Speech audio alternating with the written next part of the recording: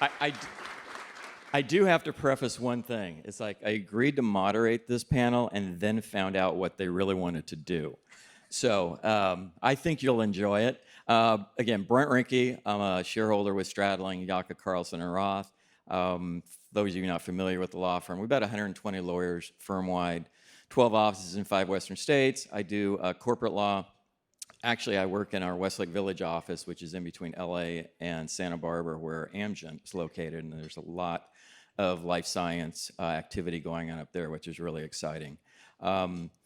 Before we get into the panel discussion, at first I was going to have to, as a California native, apologize to you guys, especially the ones that are from out of town, about the weather we provided. But it looks like there's some sun coming out, so I hope it stays that way, because frankly, we're getting a little bit tired of all these atmospheric rivers, as they call them. But based on the gist of what I think is going to be discussed on this panel that I got last week, I learned 2 things when we had about a 10-minute conversation. First, I was kind of the odd person out because these guys know each other really well, which was great to hear. And secondly, they have a lot of interesting stories that I think they're going to be able to tell. So even if we didn't have sunshine today, I think these guys will bring a little bit and probably a few smiles to your face based on the stories they have. There was an aspect of me that felt like I almost had to do a disclaimer, and I was talking to Rack about this. The typical one where you hear on a TV station where they say the views and opinions of those about to speak are not necessarily those of me. We'll see if that's the case by the end of this, but I'm looking forward to the discussion, especially with the industry knowledge and experience that these guys have. So real quickly, not going to take a long time to do it, but I wanted to more formally introduce the panelists, and I'll go from my immediate left. So it's Rack Mehta. He is the partner at Centerview Partners, which is an investment banking organization. And then we have Erich Wolff, who's the SVP of Corporate Development and Strategy at BD. And then last but not least, who is apparently the one that thought of this panel and how to handle it, is Chris Cleary, who's the VP of Corporate Development at Medtronic. So honestly, I feel like more of a monitor than a moderator on this one, just to make sure they don't go too outside the box. But I'm just going to turn it over to you guys and let you take it from here. All right, well, before we get going, I'll just do a quick informal survey. How many people like the vest underneath the blazer? Just informal show of hands. How many people like that? I like it. Yeah. See, a lot of people like it. Bite me, Chris. He's been trying to get me to take this off all day, and it's not working. So look. When you start sweating, you're going to have an excuse. Yeah, Right. It might happen before this is over. So, Chris called me a little while ago and just said, hey, we're going to do this panel. It can't be sort of the normal happy horse shit. Let's try to just really be candid. Let's try to tell people what happens in between the deals. Like, people hear about the deal, it gets announced, but no one really knows the chemistry, the back and forth that happens. So let's just discuss that. And I'm like, are you sure? Because I have a lot of tea to spill. I mean, I've been doing this for 25 years. I've known these guys for a couple decades now, and I know a lot of warts. And he was like, yeah, absolutely. You should absolutely talk about that. So I guess what I'll do, I'll start off by saying the first thing you guys should know about these two is that they're not very nice people. So, and I say that, by the way, everything I say today is going to be true and verifiable. And by the way, whenever a banker tells you that, you shouldn't trust that. You should do your own homework. But it was early days of COVID. Everybody was scared. My wife's immune compromised. I just moved to Phoenix. I was trying to buy a house. And I called, I was selling Companion, and Erich was head of strategy at the diabetes business, and Chris was doing whatever he does at Medtronic. And so they summoned me on a call. We had just put a bid on a house. We had not gotten it. And, as you start these calls, as one does, made some small talk. And he says, how you doing, Rock? And I'm like, well, guys, I just, my wife was really attached to this house, and I put a bid in, and, the broker used my bid to get somebody else to bid and took it away from me. And instead of showing some sympathy, These guys are like, wait, Rock, wait. So the seller got a bid, and then they took that bid and ran it all over town and got a better price and left you at the altar by yourself. Is that what you're saying? And I'm like, yeah, guys, but my wife is like, fuck you, Rock. You've done that to us 7 times. So you're going to get no empathy from these guys. So that's a starting story. That's great. Let me go next. All right, good. And there's a few people in this room who are actually in this meeting, but this is a story about Chris and transatlantic transaction making. So we were in London meeting with an Asian company that had wildly lofty valuation targets in their minds. They wanted to sell their business for billions and billions of dollars. Company was doing, call it sub $100 million of revenue at the time. There was jet lag. There was, I think, a little bit of food poisoning, perhaps. But we're sitting across the table from each other, and we were going to make a small. I'm looking at some folks in the room laughing. We were going to make a small equity investment in their company, and then structure a way to ultimately acquire the entire company. So we're sitting there, and Chris is taking it upon himself to be the lead negotiator. And he begins telling the other side, who again wants billions of dollars for this business, that pick a number. Listen, guys, pick a number. We're going to put in $50 million. You tell us what valuation you want, and we'll do it. You know, the number I care about the most is the acquisition number. So me and a couple of my colleagues are sitting next to Chris, and we're furiously scribbling math, and we're checking. I'm going to interrupt and say that while these guys are writing notes to themselves, like, is Chris drunk? The other side is writing notes to themselves, and they're saying, oh my God, we're rich. We're rich. So we're trading this math, and we quickly get to the point where there's absolutely no possible rational reason for them to, quote unquote, pick a number that we're going to agree to. So we had to call a timeout, pull Chris into a breakout room, and explain to him that his math makes absolutely zero sense. We need to now go back in. We need to do a complete mea culpa, gag him, and try to salvage the deal. So, Well, See, I said they're not nice people. the title of this panel isn't The One Time Erich Was Right. All right?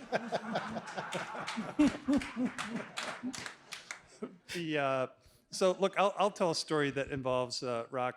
When I was pretty new, I started in 2014, and I think 15 for 12. Is that about right? 2015, 16. Yeah. End of 15, beginning of 16, and we're buying 12. It's a heart valve company, and I get on the phone with him and his partner from J.P. Morgan at the time, Will Thiessen, and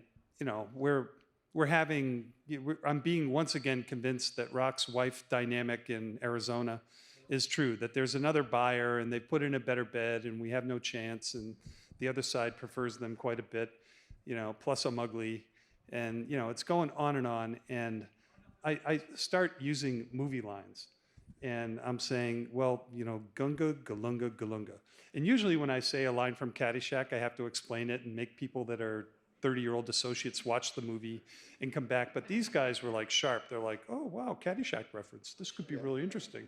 So we start building a relationship with each other around this deal and around arcane, in the 80s and 90s movie references. And we begin to have an actual relationship, and it actually comes to pass. And what happens is you're not nice people. You have a long collective elephantine memory. And I remember that they always said, there was another bid. And I had dinner with Andrew Cleland, who was the CEO of 12, 6 months later. And I knew it was him. He didn't know it was me. And I'm at dinner, and I'm trying to get out of him without him knowing it's me, who the other bidder was, and I can't do it. And then I formed a suspicion that the other bidder might have been another CEO that was the owner of company we bought, Heartware, and I'm thinking Doug Godshall had to be the other bidder. And I did the exact same thing to him. I set him up. I wanted to find out not only what his bid was, or if he was the bidder, but what his bid was. And the only reason I wanted this was so I could go back to Rock and go, there, freaking knew they didn't have a better bid than we did. It was all bullshit and lies what you told us. And the point is, if you wonder like what we're doing in when we go offline on deal negotiations and stuff like that, it's this. It's absolutely senseless, puerile, silly things that we just need to know, like Erich just did. You guys so are that we can trusting your prove that life's we were work in just our right. hands, basically. But look, I'll sort of keep building on this theme of these guys not being very nice. So, a lot of times you guys meet with them at investor conferences and, medical conferences, and you meet with them. And, a lot of founders call me, CEOs call me and go, I met Chris Cleary. Boy, that guy's direct. He's straightforward. He's love talking to him. And I'm like, look, he wants you to think that he's nice. This is not okay. Because let me take a step back, okay? These guys are borderline psychopaths, okay? And I'm gonna go a little deep on this, because when these guys were, what I'm about to say is not verifiable, but probably is true, which is when they were growing up, they were probably torturing puppies. Let me tell you where I'm going with this, because they want to be nice to you when they meet you, because if somebody tries to buy you, they want to get the call to say, hey, are you interested in buying us? Chris met with us, Erich met with us. They were really interested. Rock, you got to call them. And the reason they want to get that call, they're being nice to you at the conference because you're not asking them for anything. But when you're ready to get them to buy you and you call them, that's when they get to crush your dreams and say, no, we don't want to buy you. So it's, now it's not cool. It's not cool to, kill puppies. So they kill dreams. That's what they do. All right, that is a gross exaggeration. I will tell a counter story to that. There's folks in this room who actually worked on this transaction. We had a Israeli organization that we found had absolutely core AI and machine learning capabilities based in Israel. And the team all came out of the same unit of the Israeli military. They were a very, very close-knit group. And I had number one objective was to acquire them and then keep them, right? So our objective was, this is gonna be an acqui-hire. We care about the people, we care about the team, we care about maintaining that culture in that organization, then this is when I was at Medtronic, having Medtronic build on those capabilities. And so the three founders and I met in Luxembourg. I flew over there. It was sort of this halfway point. I had other business there, and we sat down over a meal and literally hashed out all the aspects of the transaction, valuation, continuity of the team, the vision for sort of where their technology would fit into our broader ecosystem, and we ended up getting the deal done. And I remember this vividly. We went and did a town hall with Omar Ishrak, who was the CEO of Medtronic at the time, and he comes and we welcome everybody to the family, and we have some time with some of the engineers, and I'm in the car headed back to the airport with Omar, and Omar says, Erich, I don't know if you noticed this, but half of the staff was barefoot, and there was a dog running around with a diaper on. So it was one of those moments. It was a very big sort of culture shock, I think, to legacy mega cap companies. But we ended up keeping that business. We kept everybody intact. When I left Medtronic, the CEO of that business actually took my job in the diabetes business, and Medtronic has continued to invest and pile on to that Israeli infrastructure. So I'm at least nice. Yeah, and look, I've got a dog, and she's quite healthy, and it ties into this next story. So, we were an investor in a distributor for Mazor Surgical Robotics, an Israeli company that did a spine robot for a long time, and we knew we wanted to buy it, but we couldn't make the math work, because the minute we did the distribution agreement, the valuation on the Israeli market ran away. It was very difficult to catch up to it and figure out how to make financial sense out of the acquisition.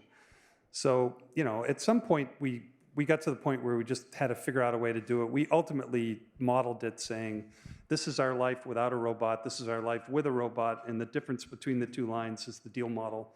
And we figured out a way to make that work. And the pivotal component was that we realized that the CEO, Ori Hadomi, probably could sell it to another party and didn't just have to live distributing it through Medtronic forever. And that was the pivotal thing that made the model work. So, good for us. We cracked the model. And, it's time to get serious. And Ori needs a banker. So I'm at home petting my dog. And I'm like, I call Rock because I don't want anything from him. I want to give something to him. I said, Ori needs a banker. You should talk to him. So he does. And, all of a sudden, Rock's got an engagement that, if he's good at his job, he could get paid for. So we send a letter to Ori in the traditional way. It's a public company. You have to do all this in writing. And it says, we want to buy you for, I can't even remember the prices, but it's a price per share. And I call Rock afterwards, and he goes, yeah, we had a board meeting. All of a sudden, it's not like you and me. It's like we and, you, jerk face. And He interrupted my bike ride. Yeah, I was at a bike ride. We had a board meeting, and we don't have any response to your bid. And I just lose it. I'm like, all right, that's not the way this works. When I say something, you have to say something. If when I say something, you don't say something, then the entire process breaks down, and there's no communication. And without communication, where are we really? Are we animals? So Rock's like this, but he won't give it up, right? He's holding the investment banker line. We have no comment. So then I call up Ori, and I'm yelling at him like, God damn it, Ori, you've got to give us a counter proposal. He's like, Chris, don't be upset. What would be a good counter proposal? Just tell me what to say. I said, just say a number. So Ori says a number. He goes, calm down. I'm flying out to Minneapolis. I want to come to your place, and we'll work out the final numbers. So, I calm down, and my wife, me, and my dog are there when Ori gets there. And I'm not saying the story about the dog because of what you said, even though it was mean, spiteful, and unverifiable. But the dog was there, so Ori comes in. I got a bottle of white wine. We go out on the balcony, and Ori, I didn't do it on purpose, but I handed him a huge red wine goblet. So he takes this bottle of white wine. He's a little bit nervous. And you have to realize when you're doing a deal negotiation, you're dealing with, Ori had 15 years in this company, right? I mean, the price actually, it mattered to him, mattered to all his employees, it mattered to the company's position in the Israeli exchange. Everybody he knew, this was a meaningful negotiation. Of course you're nervous. He takes a bottle of wine, he pours about 3/4 of it into this goblet, and he just starts drinking it, and he's drinking it with one hand and petting my dog Chloe with the other, who's climbed up in his lap. And I'm looking at it going, okay, I'm just gonna let him have that bottle. We go back and forth for no more than 3 minutes. This was not a surgical procedure. It was like, how about this, how about that, how about this, how about that? And then we arrived at whatever the heck it was, right? $58, I can't recall. Yeah. And he stands up, he goes, that was an enormous relief. And he drains the glass. He goes, is there any more? I go, sure. Empty the quarter of the bottle that's left. He drinks that, he goes, oh, I'm so relieved. He puts the dog down, he walks out. He was like, he came in walking all heavy, he walked out walking real light. And I'm thinking, you know what, this is actually, this is what you live for. This is the actual good stuff that happens in deal negotiations, despite investment bankers' best attempts to prevent it. Yeah, why did Rock get paid? Yeah, where were you on that one? But, on that deal, I never actually spent any time with the company. So they asked me to come out to Tel Aviv to, understand the technology. And I fly in, and I'm waiting at the airport. First of all, I tell them I can only be there for a few hours because I have to be in Germany that night. So I fly in, I'm thinking, oh, they're going to serve me a great, I love Middle Eastern food. They're going to give me great food. And so I get to the office around 10:30, we're talking, and I go, or he's like, okay, should we break for lunch? I'm like, yeah, so what'd you get? He goes, sushi. I'm like, I was hoping it'd be something else. But when I flew in, I was waiting for my ride, and all of a sudden I see this guy just walking across the airport.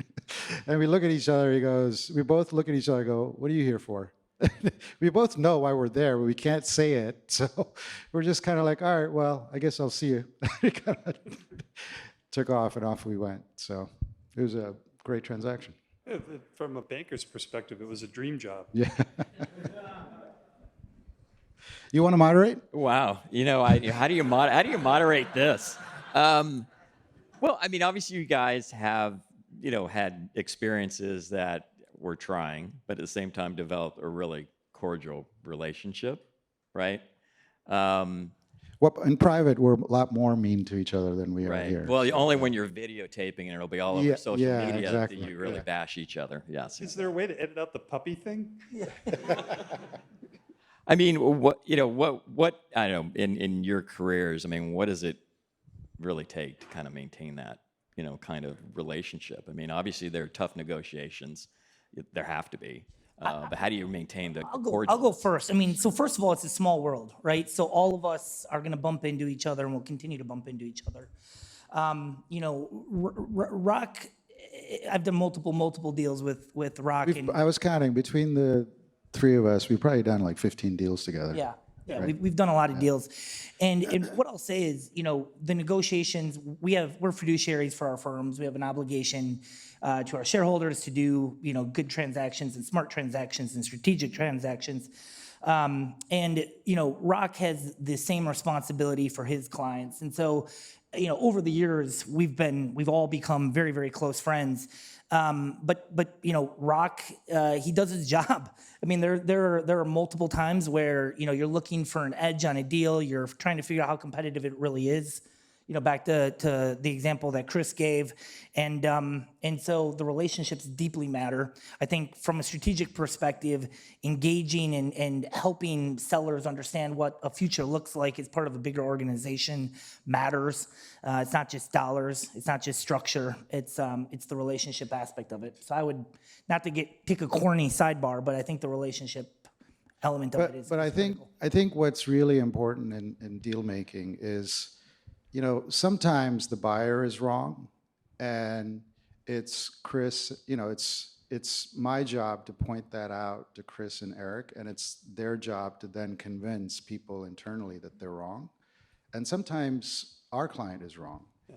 And what you really need is candor in that interaction, because if you're not doing your client, you're doing your client a disservice if you're only parroting the client's point of view. You want to Erich's absolutely right. That's my job, is to advocate. But sometimes, we're not right. And when that happens, it's my job to turn around and go to my board and say, look, this is a perspective they're bringing to the table. We may not agree with it, but it's a real issue.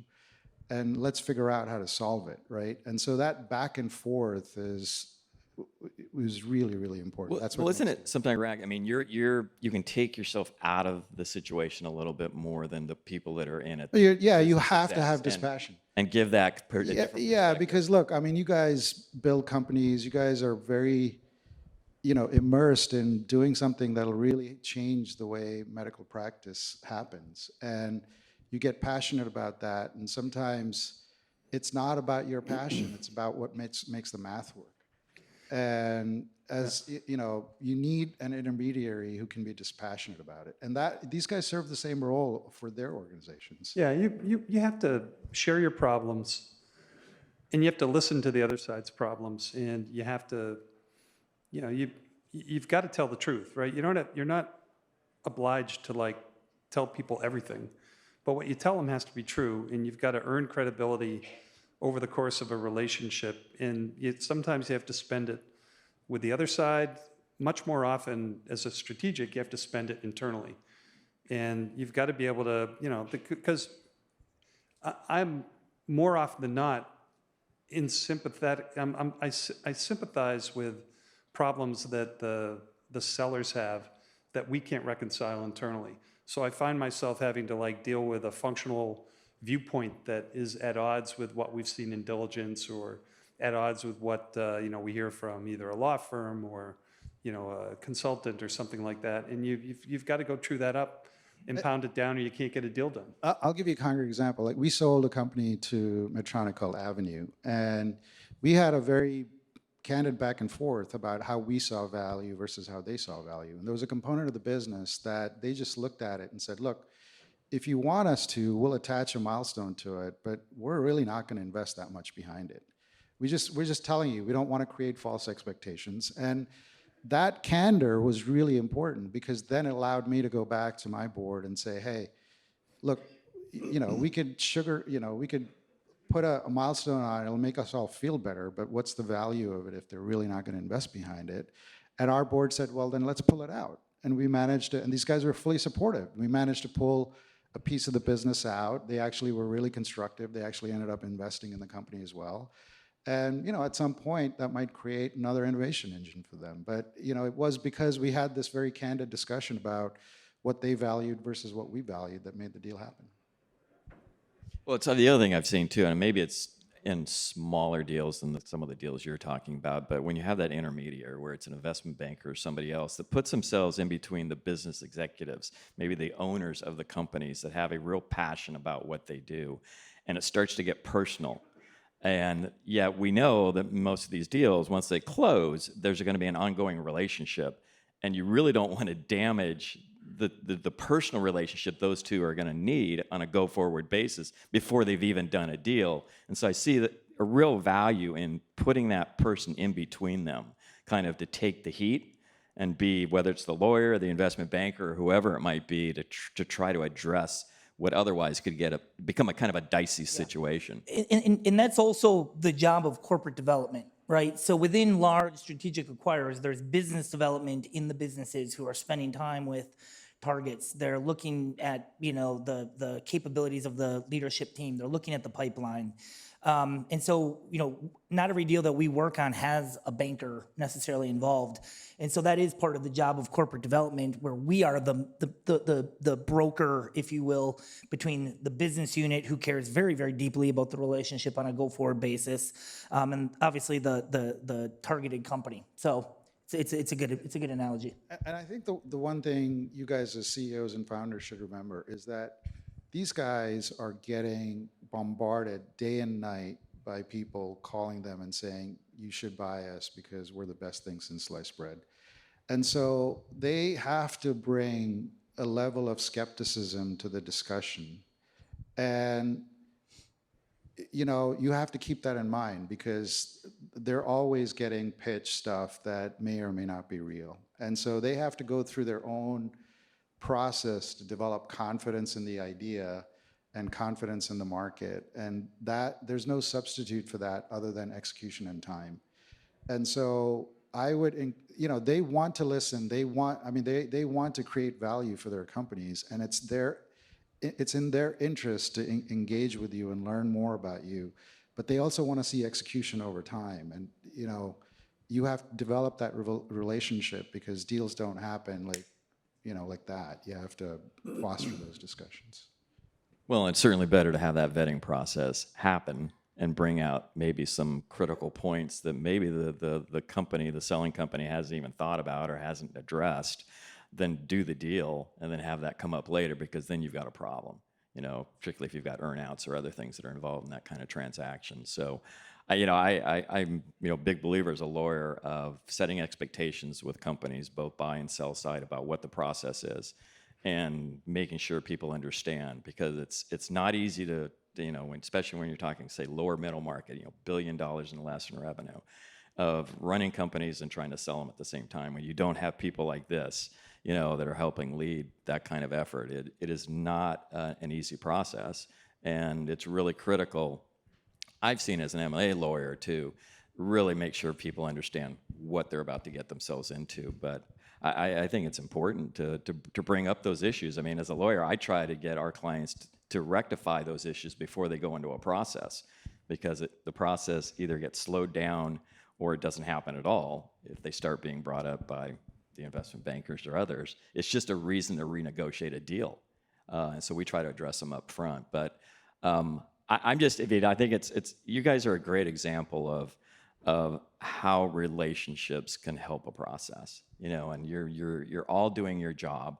I mean, I think it's it's something that is really a compliment when we represent a company, and after the deal closes, let's say the company's from out of the state of California, you deal out West Coast transactions, and that company that has done the acquisition doesn't have a law firm on the West Coast, and they come back to us and say, hey, we really respect what you did in the deal.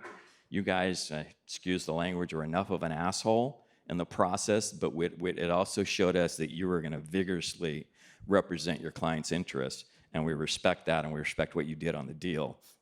And then you get engaged by basically the buyer to start representing the company they just acquired or any operations they have on the West Coast. So, I think it's relationships are key, and figuring out the best way to build those relationships is critical in transactions. I think you guys are a great example of that. Chris and Eric, what's the biggest misconception people have when they come talk to you guys about your organizations?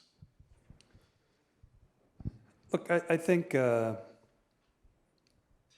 Medtronic is a pretty broad company, right? So you look at something you've developed that is overlapping a call point that Medtronic has, and you're like, this is a better mousetrap. You should want to own it. And that's not unfortunately, that's not the mission for Medtronic, right? The mission for Medtronic is we've got to provide a suitable shareholder return to have the wherewithal to be able to be this big conglomerate holding company. And that means we need an optimal mix of, like startup money that we spend and then have to develop it on our P&L, our organic R&D development that's on our P&L, and the use of our balance sheet for things that are closer to coming to market that can contribute to the P&L, right? We're managing a growth rate, and we've got to be able to grow at or above the market at a level of profitability that doesn't make people sell our stock. And you got to think like that, right? So it's not, You're managing a different audience. when you see a promising technology, you don't automatically go, I want it. You have to appreciate it, and then you have to fit it into a capital allocation mindset. And it makes you way more deliberate than people would prefer that someone in my role be. But you have to be, because that's just the reality of it. We have to say yes really deliberately in the context of the overall enterprise. Yeah, people come and tell me all the time, like Medtronic has to buy us, or BD has to buy us, and I'm telling them, no, they don't. There's nothing that they have to do. They're a diversified portfolio that play in a lot of different markets. And there's not one, killer app that if they don't get is going to kill the company.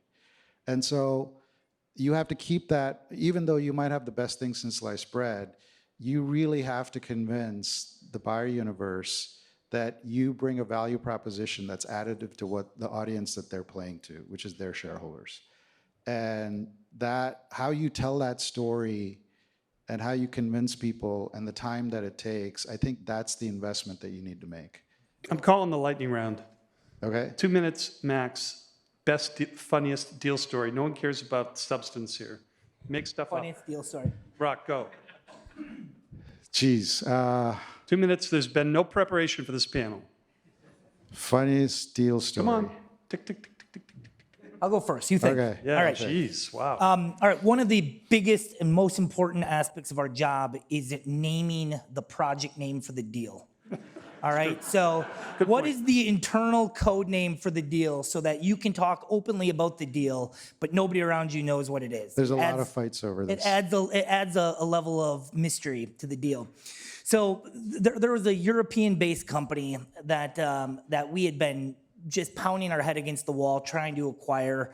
We've tried stock deals, asset deals, structured deals. I mean, kind of you name it. We tried. We had this long history and cadence with the bankers on the other side providing us guidance on valuation, then changing it, guidance on transaction structure, then changing it. So I get to a frustration threshold that was off the charts, and I went back through easily a year and a half of emails and meticulously crafted the timeline of all of the lies essentially that I'd been told over the past year and a half. And so then I invite Chris to this call so he can firsthand experience the insanity of dealing with these parties. So we get on the call, and I just lay in. Like, listen, guys, this has been a year and a half of ups and downs and sideways and left and right. And, back in April, you said this. In May, you said that. In June, you said that. And all of a sudden, the banker, this is pre-COVID, so nobody was on video. We're all huddled around, the talk boxes. And he starts screaming at me at the top of his lungs. Yoo-hoo! Yoo-hoo! Yoo-hoo, Erich! We don't do deals like this in Europe. Yelling, interrupting me, screaming yoo-hoo. So we're literally just like all on mute, dying laughing, but also a little bit sober. Like this guy's really upset. And so they ended up firing that bank because they obviously, offended us, and the deal was completely sideways. Hired another bank, and to this day, that deal will Project always Yoo-hoo. be Project Yoo-hoo. So. All right. I know you need more time because you're processing. Yeah, I'll go for it. go. I'll go back to GE Capital. My favorite deal story is I'm buying Deutsche Financial Services. I'm on my own at closing, and it's a $6 billion deal. They own Bankers Trust in New York. We're meeting there, and we're literally like, we're done. Everything's done except the money hasn't hit the bank yet, and they've taken the Deutsche Financial Service signs down. They put up the GE Capital signs. They've had an open town hall. There's no turning back, except somebody in our Treasury Department thought they were sending $2 billion to Bankers Trust, but they pulled it out. So we're $4 billion short on the close. And I'm sitting there, and there's no way. It's like 6 o'clock. Wires are shut down. There's no way to get the money there. And the guy's kind of looking at me. He goes, this is not acceptable. You can't do something like this. And, I'm a little younger at the time, maybe a little more facile. I said, look, you're a bank, right? Don't you guys lend money? So I wound up borrowing $4 billion from them at the Fed overnight fund rate to close my own deal. And he's like, I can't believe I'm doing this. So, I drive home. It's Halloween. I drive home. I have a pretty nice Halloween. I wake up the next morning. Dennis Gamerman, the CFO of GE Capital, calls me up. He goes, hey, did you just borrow $4 billion from Bankers Trust? Like, yeah, I did. He goes, all right. All right, mine's fewer dollars involved. So it's all related to a company that we sold to these guys called 12. Chris has alluded to it. Two things about that. One, 12 was bought when they had 6 patients and 2 of them were dead. And a number of people after that would call me and remind me of that and say, hey, you sold that for $500 million. And I've got 6 patients. Can you sell me for $500 million too? I was like, that's not It was how $400 works. million. But during that deal, one of the nice things and the bad things about my job is that I can do it from anywhere. And we happen to be in Hawaii. And we were, they get started a little later than we do. So I would wake up really early in the morning at like 4 or 5 in the morning. And to not wake my family up, I just, put on my headphones and go for a walk and do conference calls while I was walking. And I'm on the board call for that deal. And I just, board call was at 5 a.m. in the morning. I throw on my headphones and I start walking down the street. And I'm like, I'm just going to go walk, sit on the beach and do this call. And as I'm walking on the beach, all of a sudden, this stray dog starts chasing me. And so I'm on the board call, and I'm sprinting as fast as I can down the street.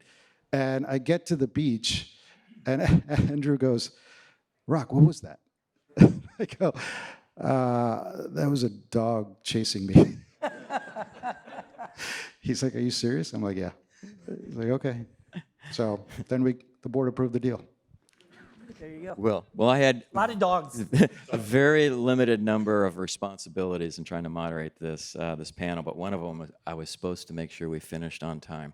So I'm looking at the clock, and it's winding down. Do you guys have any last tidbits or insight? No, I just know when we kick this off, Brent gets the 3 of us on the call, and he's walking through. He takes charge, and he walks us through. He's walking us through how he wants this session to go. So, guys, it'd be really good to get insights from strategics, trends you're seeing in the market. He walks through this whole laundry list of, I've done this a lot of times, moderated these panels. And he gets to the end of his list and he goes, "Are you guys comfortable with that?" And Chris says, "No, in fact, I'm not. We're not doing any of that. We're not doing any of that. I'm very, very uncomfortable with the list you just walked us through. This is how we're going to spend the time." So the four of us, this has been a real treat. And despite me casting stones at these guys, they're complete pros, and they're wonderful to work with, and you can take anything they say to the bank. So, And this panel was We kind far of like more rock fun. too. We do. Thanks, everybody. All right. thanks Appreciate it, everyone. guys.